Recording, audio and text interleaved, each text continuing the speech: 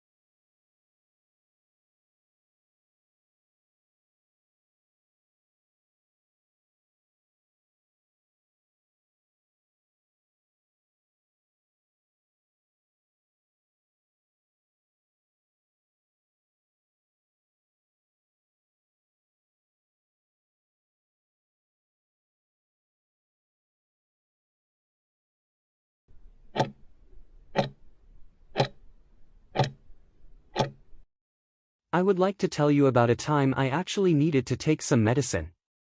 It's a pretty common experience, I suppose, but this one particular instance sticks in my mind a bit more clearly than others. So, the problem I had was a really persistent and frankly, quite irritating cough. It wasn't just a little tickle in my throat, oh no, this was the kind of cough that just wouldn't quit. It started quite subtly, just a slight clearing of my throat here and there, but over a couple of days it escalated into this full-blown, hacking cough.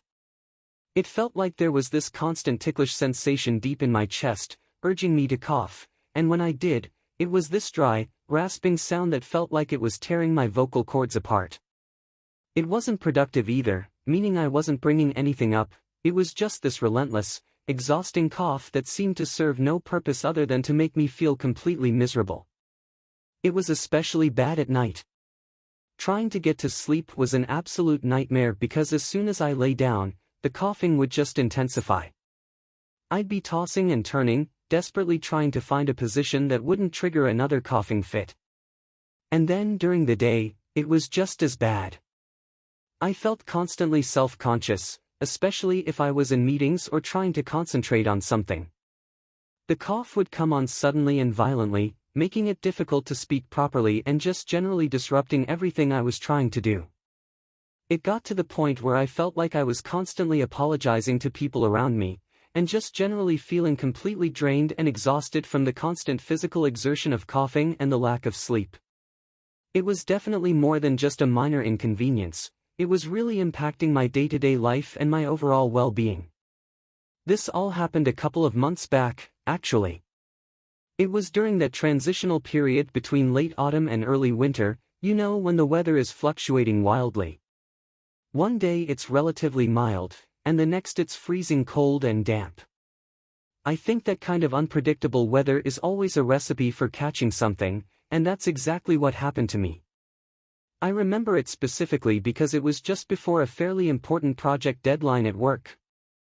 So, the timing couldn't have been worse, really.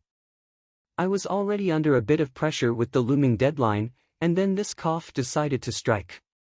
I recall it being a particularly busy week, with lots of late nights at the office, and probably not taking the best care of myself in terms of getting enough rest and eating properly. Looking back, it was probably a perfect storm of factors that weakened my immune system and made me susceptible to catching whatever virus was going around.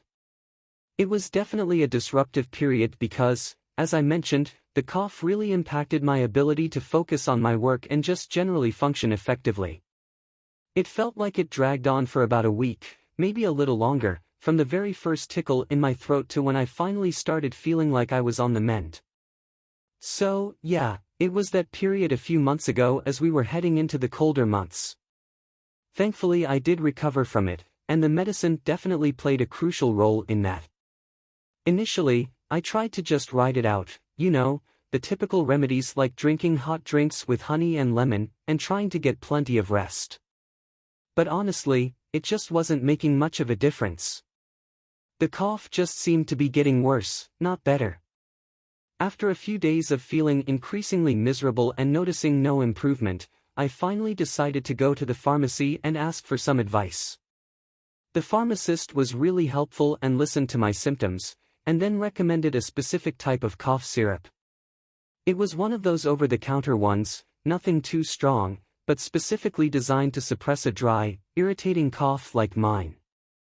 I was a little skeptical at first, to be honest, but I was desperate for some relief. So, I bought it, took the first dose as soon as I got home, and waited to see what would happen. And actually, to my surprise, it really did start to help.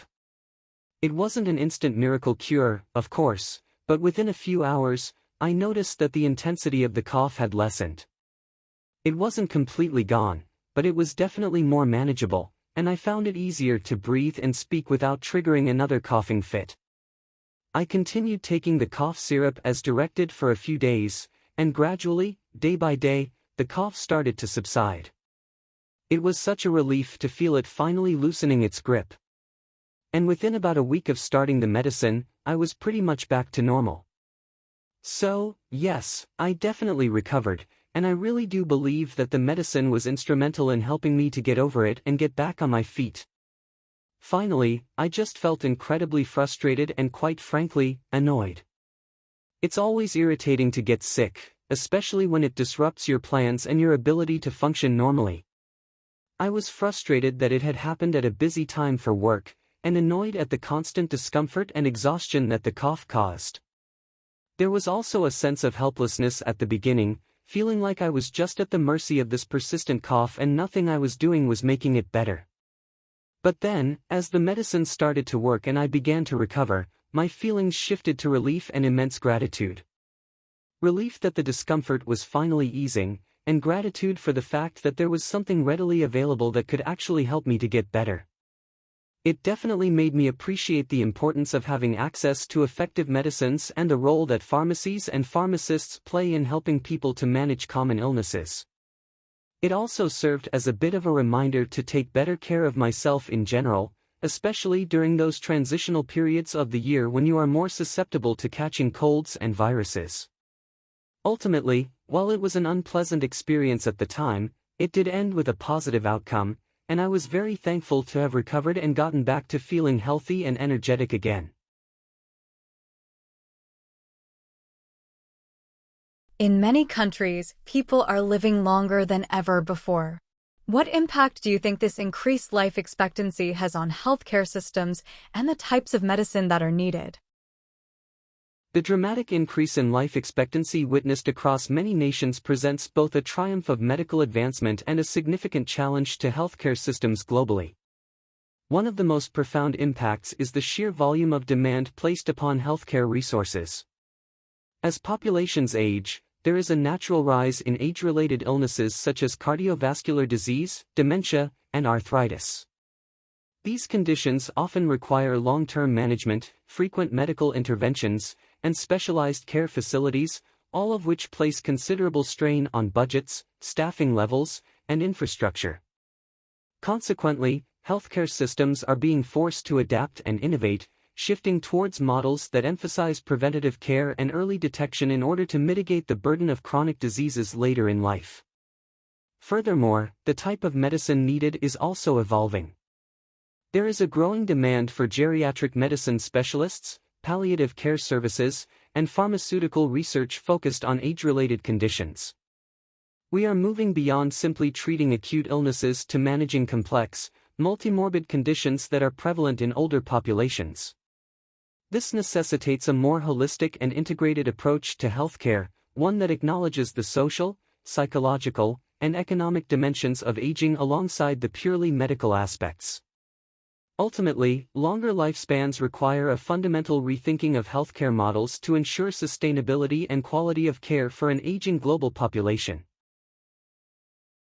Some people believe that traditional or herbal medicine is preferable to modern, scientifically developed medicine. What are your thoughts on this perspective, and what are the potential advantages and disadvantages of each approach? The debate surrounding the merits of traditional versus modern medicine is a complex one, often fueled by cultural beliefs, personal experiences, and varying understandings of health and healing. Those who favor traditional or herbal medicine frequently cite its long history of use, often spanning centuries or even millennia, within specific cultures. They may emphasize its holistic approach, viewing the individual as a whole rather than focusing solely on isolated symptoms. Furthermore, traditional remedies are often perceived as more natural and therefore, potentially less harmful, with fewer side effects compared to pharmaceuticals. There can also be a strong element of cultural and spiritual connection embedded within traditional practices, which resonates deeply for many people. However, scientifically developed medicine offers distinct advantages rooted in rigorous research and empirical evidence. Modern pharmaceuticals undergo extensive testing for safety and efficacy, and treatments are based on a deep understanding of human biology and disease mechanisms. This approach often allows for targeted interventions and the development of treatments for conditions that traditional medicine may struggle to address effectively, such as complex infections or cancers. On the other hand, reliance solely on modern medicine can sometimes overlook the importance of lifestyle factors, mental well-being, and preventative strategies that traditional systems often incorporate. The ideal approach, in my view, may lie in integration, selectively incorporating beneficial aspects of traditional medicine, where evidence supports its efficacy and safety, alongside the strengths of modern, scientifically validated treatments. Ultimately, patient choice and informed decision-making should be paramount. The pharmaceutical industry is a highly profitable global business. Do you think this profit-driven nature has a positive or negative impact on the development and accessibility of medicines worldwide? The pharmaceutical industry's inherent profit-driven nature is a double-edged sword when considering its impact on the development and accessibility of medicines globally. On the one hand, the pursuit of profit undeniably fuels innovation. The potential for substantial financial rewards incentivizes significant investment in research and development of new drugs and therapies. This competitive environment can accelerate the pace of medical breakthroughs and lead to treatments for previously untreatable diseases. Pharmaceutical companies invest billions in research, often undertaking high-risk, long-term projects that may not always yield successful outcomes. Without the prospect of recouping these investments and generating profit, it's questionable whether such extensive research would occur, potentially hindering medical progress. However, the profit motive can also create significant negative consequences, particularly concerning accessibility. Drug pricing is often determined by market forces, and life-saving medications can become prohibitively expensive, especially in lower-income countries or for individuals without comprehensive insurance. This can lead to stark inequalities in healthcare access, where those who need medicines most are often unable to afford them. Furthermore, the focus on profitability can sometimes prioritize the development of drugs for lucrative markets, potentially neglecting research into treatments for rarer diseases or conditions prevalent in less affluent regions. There's a valid argument to be made for stricter regulation and potentially alternative models for drug development, perhaps involving greater public funding or nonprofit organizations, to ensure that essential medicines are accessible to all who need them, regardless of their ability to pay. Finding a balance between incentivizing innovation and ensuring equitable access remains a critical challenge. How do you think technology, such as artificial intelligence and data analysis, will change the future of medicine and healthcare? Technology, particularly advancements in artificial intelligence, AI, and sophisticated data analysis, is poised to revolutionize medicine and healthcare in profound and transformative ways. AI algorithms are increasingly being deployed to analyze vast datasets of medical information, from patient records and genetic data to medical images and research publications. This capability can significantly enhance diagnostic accuracy, enabling earlier and more precise identification of diseases, sometimes even before symptoms manifest. For example, AI is showing remarkable promise in detecting cancers from medical scans with a level of accuracy that rivals or even surpasses human experts. Furthermore, AI can personalize treatment plans by analyzing individual patient profiles and predicting treatment responses, leading to more effective and tailored therapies. Data analysis is also becoming crucial for drug discovery and development. AI can sift through immense libraries of chemical compounds, identify potential drug candidates, and even predict their efficacy and safety profiles, significantly accelerating the drug development process and reducing costs. Beyond diagnosis and treatment, technology will also transform preventative care and health management. Wearable devices and mobile health apps, coupled with AI analysis, can continuously monitor vital signs, track lifestyle factors, and provide personalized health advice, empowering individuals to take a more proactive role in managing their well-being. Telemedicine, facilitated by digital platforms, is expanding access to healthcare, especially for those in remote or underserved areas. While ethical considerations and data privacy concerns must be carefully addressed, the integration of AI and data analysis into medicine holds immense potential to create a more efficient, personalized, and accessible healthcare future. Do you believe individuals have a responsibility to maintain their own health, or is healthcare solely the responsibility of governments and medical professionals? The question of responsibility for healthcare is not an either/or scenario, but rather a shared responsibility involving individuals, governments, and medical professionals. Individuals undoubtedly have a fundamental responsibility to maintain their own health through healthy lifestyle choices. This encompasses adopting preventative measures such as balanced diets, regular exercise, avoiding smoking and excessive alcohol consumption, and engaging in stress management techniques. These choices significantly impact individual well-being and can reduce the likelihood of developing many chronic diseases, thus lessening the overall burden on healthcare systems. Personal responsibility also extends to seeking timely medical attention when needed, adhering to prescribed treatments, and actively participating in one's own care. However, placing the entire burden of healthcare solely on individuals ignores the crucial role of governments and medical professionals. Governments have a fundamental responsibility to create a healthcare system that is accessible, affordable, and equitable for all citizens. This includes funding healthcare infrastructure, regulating the pharmaceutical industry, promoting public health initiatives, and ensuring access to essential medical services regardless of socioeconomic status. Medical professionals, in turn, have a responsibility to provide competent, ethical, and patient-centered care. They are obligated to stay abreast of medical advancements, advocate for their patients' best interests, and contribute to the overall improvement of healthcare systems. Therefore, a truly effective healthcare system relies on a collaborative approach, where individuals take ownership of their health through proactive lifestyle choices, while governments and medical professionals provide the necessary infrastructure, resources, and expertise to support and facilitate the health and well-being of the entire population.